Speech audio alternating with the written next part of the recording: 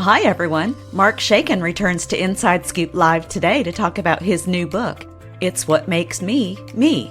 Taking a brief interlude from his 3J legal thriller series, It's What Makes Me, Me is a collection of personal essays offering candid reflections on various aspects of life, writing, pop culture, aging, and so much more. And before we get started, here's the inside scoop on the author. Mark Shaiken lives with his wife Loren and their dog Emily in Denver, Colorado. He schooled at Haverford College and Washburn University and practiced commercial bankruptcy law for almost 4 decades before moving on to writing, board service, and his photography and music. You can learn more about Mark Shaiken and all of his work at markshaikenauthor.com. Well, hi, Mark. Welcome back to Inside Scoop Live. Hi, thanks for having me on, Sherry. Yeah, always a pleasure. So tell us about your new book, It's What Makes Me, Me, and what inspired you to write a collection of personal essays? So I keep a list fairly religiously. I use OneNote from Microsoft, and originally the list was supposed to be things that would go into one of the next thrillers upcoming. There might be conversations, there might be topics, just things that sort of randomly roll through my head at different times of the day and night. And the list got really long. I mean, way too long to really be that useful for a thriller. And as I sat down to look at the list, I realized, well, this is really a list about me. It's not really a list about a legal thriller.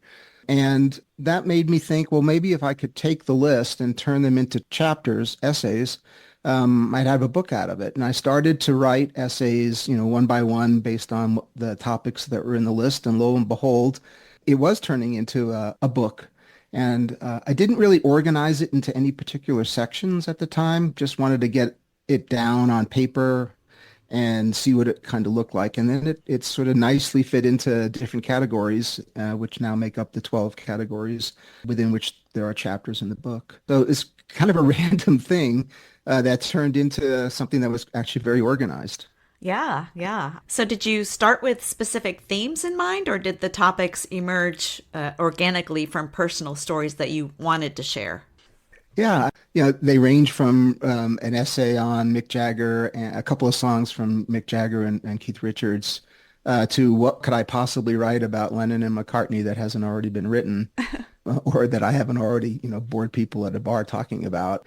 We watched the series Treme on HBO and just absolutely loved it. We have a huge place in our heart for New Orleans.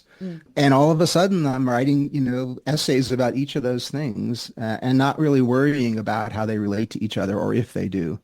And then, I somehow I came up with after the Jagger Richards piece, I remembered an old commercial. I'm pretty sure it's a Heinz ketchup commercial in which Carly Simon's song, Anticipation is playing in the background as somebody is pouring ketchup out of the bottle and it's moving real slow. And randomly that reminded me of her song about You're So Vain, which I guess is about Mick Jagger. So now there's an essay about ketchup in there. But it was almost like playing the game of random association. Yeah. Sitting around a campfire telling ridiculous stories, but because you're under the stars and it's a campfire, everybody's having a great time. Yeah. Tell me, I guess before we get further into the meat of things, tell me a little bit about the title and the book cover. What is the significance of the title as it relates to the content? You kind of talked about that a little bit. And how involved were you in the cover design process? So I'll start with the cover first. Damon Freeman, who owns DeMonza Book Cover, has designed the last 3 books for me, and I just love the creativity that he and his team have. And we had a phone call to talk about the book. I told him this one was going to be considerably different than the legal thrillers. And I said this was kind of like my own little head talks. So written TED Talks and a number of them. Yeah. And he took the phrase head talks and ran with it and came up with a cover that, depicts, I suppose, me in a suit. So maybe from the old days when I was still going to court, walking away from the reader or the viewer through a series of what looked like heads. And I just thought it was very creative and not weird. And it really did fit the theme that, if you're going to read the book, you're going to walk through a good portion of my life with me. Yeah, I thought it was a great concept and very, very well done, very sophisticated. Yeah. And the title wasn't nearly as complicated as that because once I realized that the list that I had been keeping that I was hoping maybe some would go into 3J's musings in the legal thriller was really not about her, but it was about me. Mm. And so the title then just sort of flowed from that. Yeah, yeah. Catchy. Great. And sometimes titles are great, and sometimes you write a whole book and you're looking at it saying, "What am I going to call this?" Yeah. So, but this one was easy. I mean, it made sense. It just sort of naturally flowed. Was it challenging for you to adopt a more intimate tone in this book compared to your fiction work? Not really. Close friends have heard some portion of all of this over the years. I don't really mind talking or writing about intimate things typically, so it didn't change my day-to-day tone all that much. Clearly, it's different than fiction. I get to be a little intimate when I can do a flashback of 3J growing up and having discussions with her father or doing, something that's a bit too risky as I continue to develop her character. But that's not the same because, that's not really me. That's her. Mm-hmm. And this is me for sure. So it's different than fiction, but luckily I've spent a good portion of my life pouring my guts out to people that will listen. So it came easily. I really enjoyed how It's What Makes Me Me unfolded because I had it in my mind to make a comparison of your fiction and nonfiction writing. And to me, you tell just as good of a story writing a nonfiction essay as you do with your 3J legal thriller series. You have Nice. a very, yeah, I think you have a Thanks. very distinct voice, I guess, is what I'm getting at. Yeah. Uh, yeah, hopefully it's not because I yell loud, and therefore I stand out in the crowd because I'm just yelling louder. But lots of things go into making people who they are, and maybe I'm lucky that who I am sounds a little distinctive. Yeah. You talked a little bit about intimacy. Was it same with the vulnerability? Did you struggle at all navigating being vulnerable with your audience? Yeah, that's a great question. I think just like the intimate tone, I haven't had a terrible time struggling with being vulnerable. Maybe at times I'm too vulnerable and a little pathetic. But I don't mind being vulnerable, so I guess I don't have an issue with it. It just is what it is, and it just is who I am. So Mm-hmm. being vulnerable in writing didn't vary any from just being vulnerable in general. I love how you're just going about all of this matter of factly. Like, I feel like if I was writing down some personal stories, I'd be a little apprehensive. Like, oh, I can't write that about her, or kind of like, getting into memoir territory. Were there any issues like that? People you kind of hesitated to mention, or any challenges?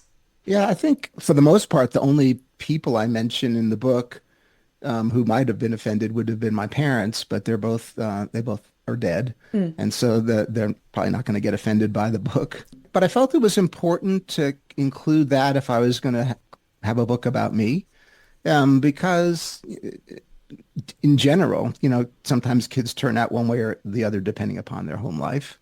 Sometimes, kids, maybe I could take it out of the sometimes and just say I. Sometimes I spend my life distancing myself from some of the things that happened, growing up. And sometimes I'm successful and sometimes I'm not. And that's probably pretty normal for, humans. So that one worried me a little bit, but, because there's still family that are alive that certainly knew my parents. And I don't know if they're going to read the book or not. And I don't know if they're going to agree with the things that I wrote about. But those are all true. And I think important to understand what makes me me. Yeah, yeah. But I don't think that's different. Kids will have a different home life, but things that happened in someone else's life also, feeds into what they are like as an adult. Yeah, even like two brothers or something living together, Yeah. growing up in the same environment can have totally different experiences. As we learned in your latest fiction novel. Exactly. And, in Cram Down, the good brother, Amadi, says to the bad brother, you can't know where you're going unless you know where you've been. And so to some extent, this is another version of Amadi showing up in paper, but Yeah. through me in real life. Yeah. Are you the good brother? No, probably not. Were there any self-discoveries or revelations that surprised you when you were writing any of the stories? That's another great question. I don't really think so, Sherry. I've had, going on a full 7 decades to figure out who I am. Hmm. And so there really weren't revelations per se. I've always struggled with, and I write about this, I've always struggled with being a loner and lacking trust. And I write a fair amount about that in different sections in the book. Writing about that was cathartic to a degree. I've never written about that myself about that before. And maybe that, maybe possibly that started to help me make a little bit of peace with those character traits, perhaps. So those would probably have been a little bit more difficult because I joke in the book at the beginning that this is kind of like my couch session with everyone who reads the book, and go ahead and send me a therapy bill and I'll send it on to Medicare to process the claim. But for those two topics, trust and belonging or not belonging as a member of the loner society, those, they weren't hard to write, again, because I know that about myself, but they were a little bit more challenging, difficult maybe to put down on paper. Hmm. Well, I can jump on board with that loner issue. And in one of your stories, I think it was in the on writing section, just kind of really spoke to me. The quote is, writing is better than talking to someone. And I'm like, oh, yes. Well, it is. Your character doesn't talk back to you, and if your character does, you can delete something and shut them up. You really are in complete control when you write, which is quite, different than other things that you do in life where you can control nothing at times, even though you think you are, you're really not. And, interacting with other people is quite different than interacting with things that you're creating on paper. And for me, I just happen to like the interactions with 3J better than the interactions that I might have at times with an acquaintance. Right. That's why people like animals better. Some people. No kidding. Yeah. Wow. I guess out of all of the topics you explore in your book, do you feel that one has most shaped your writing or your worldview? I mean, I really liked all of the chapters, and there's a whole bunch more on the list, so I don't know what I'm going to do with that. But there's the last chapter, which I wrote first, is entitled Ralph Waldo Got It Right, referring to Ralph Waldo Emerson. And one of his quotes has always been one of my favorites since I was in college. And the quote is, "To be yourself in a world that is constantly trying to make you something else is the greatest accomplishment." And that's kind of been a good portion of my adult life in a nutshell. And so when I speak to groups, organizations and book clubs, which I try to do a lot of because I enjoy it, I often talk about that quote a fair amount as I sort of explain who I am. Because, the whole idea that I would write was something I had in mind when I started my senior year in college and was getting pressed by my dad, what am I going to do with the rest of my life at age 20? So I've waited, and I did not write the not so great American novel coming out of college, although that was the original plan, as I write about in the book. So it's taken, 40 plus years for me to do what I thought I should be doing upon graduating from college. So I think that makes me much more appreciative of the whole writing process, and much more willing to pack intimacy and vulnerability into the work. Yeah. I think it informs your writing more too, because you've had all these life experiences that someone of 20 hasn't had or gone through. So how can they, write about it? Yeah, I mean it's kind of funny because there's things that happen in the book that only happened to me. There's things that happen in the book that happened to my brother and me. And I had, as I was writing the list, I would call him and I'd say, "Do you remember this?" And he goes, "Not until you just mentioned it." So for some reason, it's stuck in my head more than in his head. Some of the things that I write about of us both growing up. Some of it he's too young to remember. He's more than 5 years younger than me. But it is interesting for him to say to me, "Oh, I don't remember that," and then the next day calls back and said, I think I do remember that." Yeah, that's funny. The things you remember, and then all of a sudden it's like, oh my gosh, I never thought I'd think of that ever again in my life, Right, right. Oh. So tell us a little bit about the different topics that you cover, or I just will your get favorites. Yeah, well, my favorite section is the one on aging, which is not something that I spent a great deal of my adult life even thinking about. And then, I retired from going to court in 2019 to move on to do this, to write books, finally. And I didn't really think of myself as old. And I don't really think of myself as old now, although I am getting there. And maybe as I write in the book, maybe in 2025, I'll have a party so that I can announce that I'm now officially old as opposed to just getting older. But aging is, as everyone's doing it, it's inevitable. There's nothing we can do about it. And I like that section because it gave me a chance to both, criticize a bit the worldview that is in this sort of mantra, you're not getting older, you're getting better, or it's your golden years. And I'm not getting better. I'm getting older. And then eventually I'm not going to be good at all and I'll die. And that's just the human existence. And I was inspired, strangely, I was inspired in this whole topic by something that one of my jazz heroes, Clark Terry, said. He was a flugelhorn player. He's passed away. And he would come to Kansas City because there was a particular organization that he had a fondness for called the Coda Group, Coda Fund. I can't remember what the second word in the name was, but Coda in music is the end.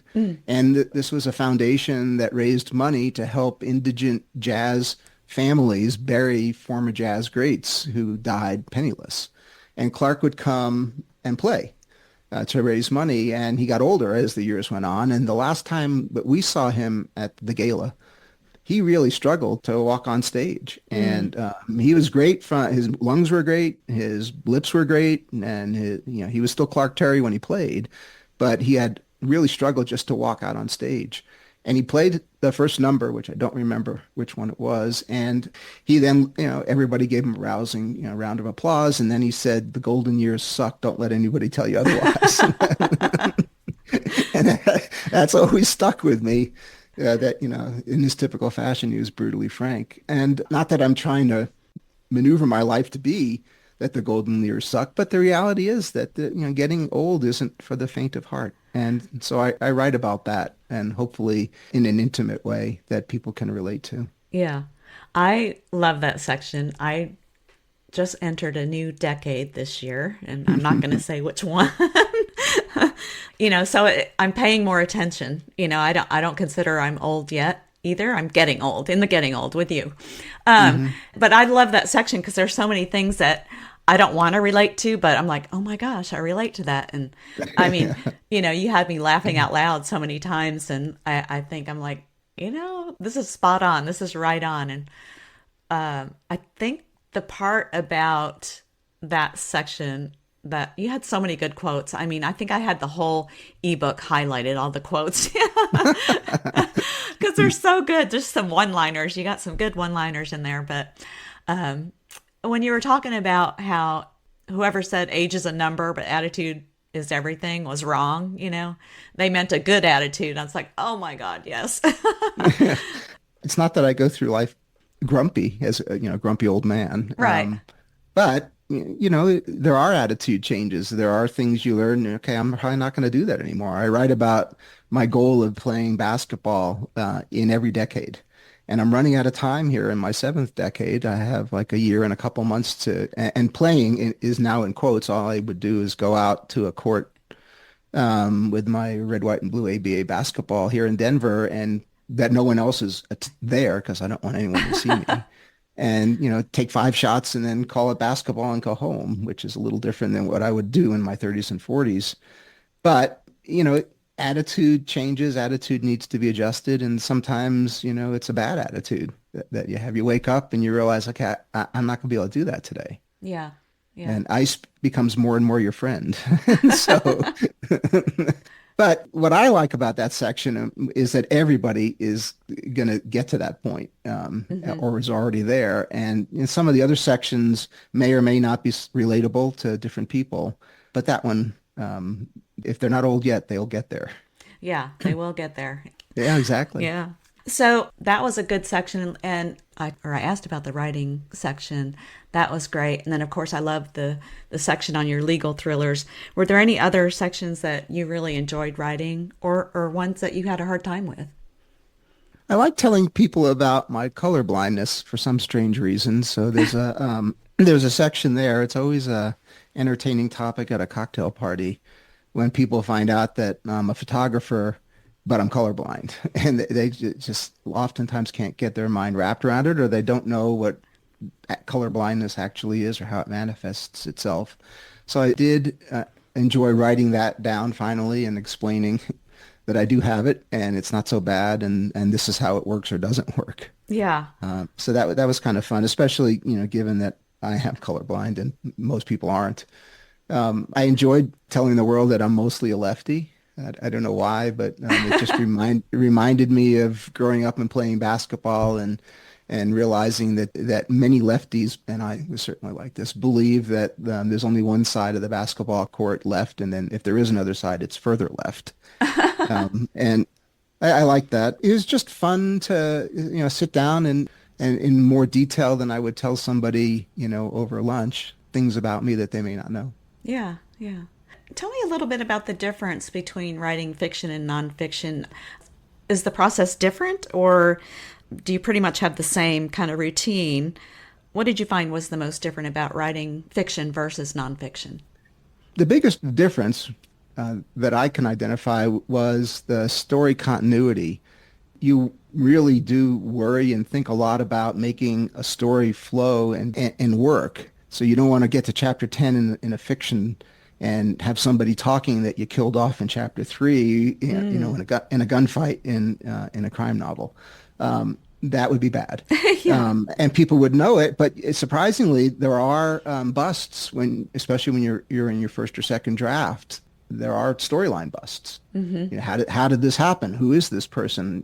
In my mind, I thought I introduced this character in chapter 4, but I didn't. So now I have to go back.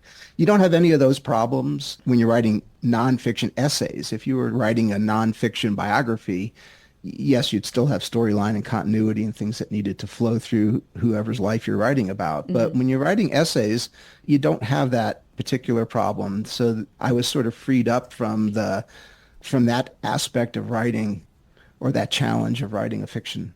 Other than that, my writing process was the same, trying to sit down every day and write for my same, couple of hours minimum. So I didn't find myself changing from that regiment. Okay. Yeah. Do you have a preference? Yeah, another great question. I like both, as it turns out, for different reasons. I think I'll be happy, maybe even relieved, to get back to the 3J series here shortly and start the next book. But I do like both. I don't know what another book of essays might look like, so I won't worry about that, and I'll just get back to 3J and her next client and her next problem. Yeah, yeah. For me, I enjoyed your nonfiction work as much as I enjoy your fiction work. I think that you just tell a great story, whatever you're writing. But I was curious about the audience for this book. It's What Makes Me Me. Does it differ from the readership of your fiction work? Or are there any crossovers that you've noticed? Yeah, so the first nonfiction book, and just like that, was really about my path into and then during and then out of the law practice. There's a little bit of law stuff in the new book, but I felt like I kind of covered that pretty extensively in the first book, so I didn't dwell on that. So some of the folks who read the first book, lawyers or ex-lawyers, there was a lot of those who read the first book. They've read the second nonfiction book, and I thought that group might have a reaction, which was, I thought this would be more stuff about getting out of the practice of law, so I was disappointed because you didn't address that as much. Although it's hard to be a lawyer for 40 years and not not talk about that when you're talking about what makes you, who you are. Right. Because you can take the boy out of the law, but you can't take the law out of the boy that easily. But I did try very hard not to make it a book about being a lawyer. So that group did not react so far the way I thought they would, which is I was disappointed I didn't see enough, law stuff. They've actually written some of the more interesting reviews. One called it, and I keep grabbing this, so I'm stealing the line from the review, but several of them talked about it as if it was a bunch of friends sitting around a campfire up in the Rocky Mountains Mm. trading stories. And so they didn't seem to have an adverse reaction to it. So there is some crossover. I haven't got a good sense yet whether the legal thriller lovers do cross over to learn about the author more. And, the group of people in the world who like legal thrillers may not like, memoir kind of writing. Right. And it may be that the memoir readers is a broader group than just people that are drilled down to legal thrillers. But it's only been on the market for 3.5 weeks, so I don't have a really good sense who's buying it and reading it. Yeah. For some reason, I always think that when you have a diverse portfolio, I guess, if you will, that your audience would just follow you anywhere, but that's not necessarily true. I hope it's true. Yeah. But I don't know. I don't know yet. Yeah. So I will have to come back and answer that question in a couple more months. Okay. And then I'll know whether I wrote this just for me or just for everybody else as well. Yeah. Yeah. What do you hope readers will take away from this collection?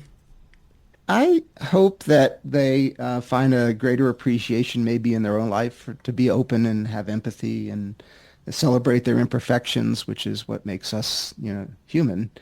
And Lord knows I have plenty of them, as the book points out. So that's my hope. I think that opening up more these days is harder than it might have been before the age of social media. I don't think social media causes us to open up. It just causes us to yell louder.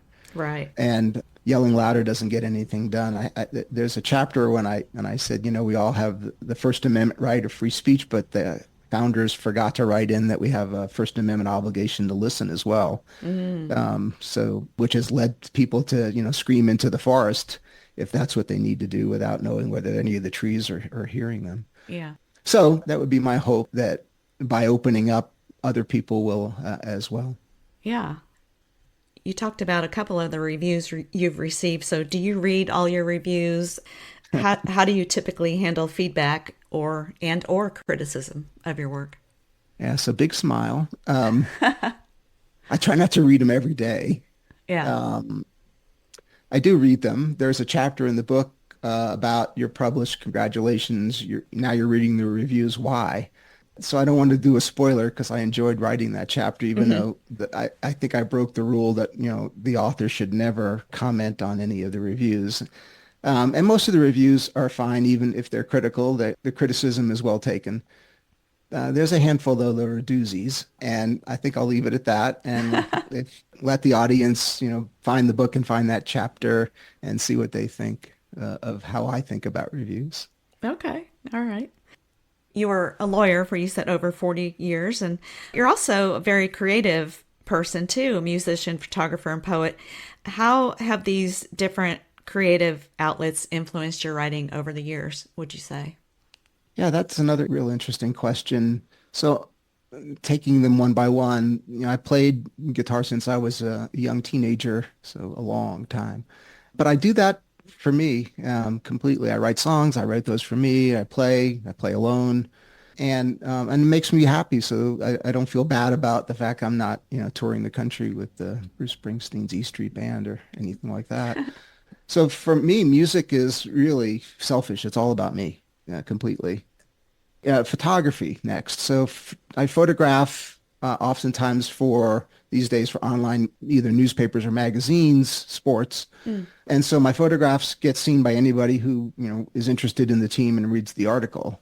And so that is, something that you do for the general public, but I have no control over what I'm creating when you're doing sports photography. You have some input into what the photo is going to look like, but, there's men and women flying around the field or the court at breakneck speed, doing things randomly and unpredictably. And so, just capturing some of what's going on, some of the movement, the ballet of sports is great, but it's not something I control. So, it may be a boring game and nobody is jumping around, and so the pictures don't come out that great, but that's because the game wasn't that hot. Right. So I don't have any control over that. And then you get to writing, and, writing is something that I do control. I can control when I want to write, how much I want to write, what I want to write about, what I want the characters to say, how I want them to feel.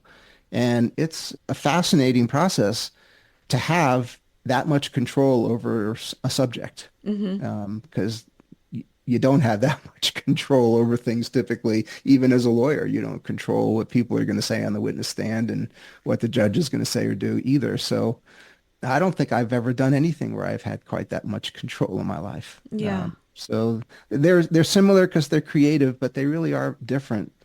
And it's kind of fun for them to be different because I'm not getting the same type of high off of each thing. Right. They're all giving me a feeling that's different Yeah. from each other. Yeah. Well, that's a good point. Yeah.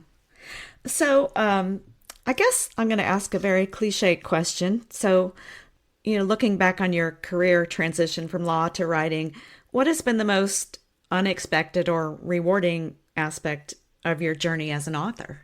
Well, I mentioned that I had planned on writing, so I waited 40 years to start to do it. And when you wait that long, you wonder, maybe more than ordinarily, is this going to be a terrible mistake if I waited 40 years for the dream and then the dream, sucks? So it's just been wonderful to realize, not in an I told you so way, but it's been wonderful to realize that the wait was worth it and that I was sort of right back when I was 20, that would have been something that I would have loved to have been able to try earlier in my life. So I'm not bitter about having to wait the 40 years, and it gave me a whole bunch of experiences that probably make me a better writer and certainly make me a better person. But it also means that I don't take writing for granted. When you wait that long to do something, you kind of savor it a bit more. So I'm just happy that every day all I have to do to live out the dream is to go to my desk and sit down and start typing. So Yeah, that's a great life. it turns out it is. So what's next for you? What are you looking at? I know you're probably going to be promoting It's What Makes Me Me for a while, but are you writing as well in the meantime? I'm not. I'm writing the list still. The list continues to be used either in a fiction or a nonfiction book. We'll see. But the next 3J book, which is going to be called For Cause, will be the next project for me, and that'll be the fifth in the series, and I'll probably sit down and start doing that near the end of September. Oh, okay. Maybe a little later because there's a part of it that will have a New Orleans flashback, and I need to get to New Orleans here with my wife, Loren, and educate myself a little bit better about the flashback so that it's authentic. Oh, yeah. Yeah. Okay. Research. Yep. Yes. Research and food and jazz. So it's not bad. Yeah. Not a bad gig. Yeah. Right. Mm-hmm. Well, Mark, is there anything else you wanted to add today? Not really. You can find me at markshaikenauthor.com, and if you wanted to follow along and connect and join the mailing list. But other than that, as always, it's been really great to be on your podcast. I love it. Yeah. Thanks for joining us again. I've enjoyed it. Me too. Thank you so much for joining me today for my interview with Mark Shaiken, author of It's What Makes Me, Me. You can learn more about Mark and his work at markshaikenauthor.com. And be sure to check out our other interviews at InsideScoopLive.com.